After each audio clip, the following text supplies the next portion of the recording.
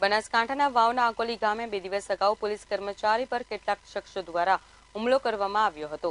Patrolling દરમિયાન થયેલ હુમલામાં ઘાયલ થનાર પોલીસકર્મીને સારવાર અર્થે ખસેડવામાં આવ્યા હતા। જો કે આ હુમલાના ગણતરીના કલાકોમાં જ માવસરી પોલીસે અલગ અલગ ટીમ બનાવી હુમલાખોરોને ઝડપી પાડ્યા હતા।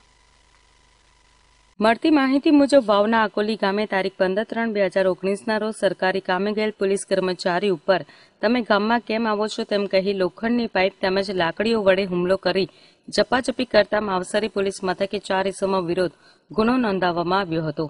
જેમાં હુમલો કરનાર કાળુભાઈ ડામરાભાઈ ઠાકોરની પોલીસે અટકાયત કરી હતી અને અન્ય ફરાર 3 ઇસમોને ઝડપી પાડવા થરાદ એએસપીની સૂચના હેઠળ પોલીસે અલગ અલગ ટીમો બનાવી આરોપીને ઝડપી પાડવા ચક્રો ગતિમાન કર્યા હતા। ગુનાના આરોપીઓએ ગુનો કર્યા બાદ રાજસ્થાન ભાગી ગયેલ હોવાની બાતમી મળતા પોલીસે રાજસ્થાનના ભાખાસર ગામ નજીકથી હુમલો કરનાર 3 શખ્સોને ઝડપી પાડી જેલના હવાલે કરી વધુ કાર્યવાહી હાથ ધરી હતી।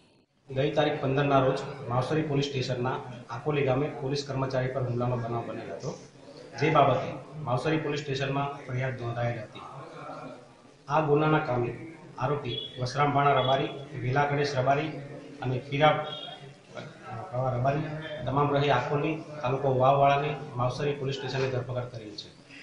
યશપાલ સિંહ વાઘેલા સાથે લાઈવ ગુજરાત ન્યૂઝ થરાદ।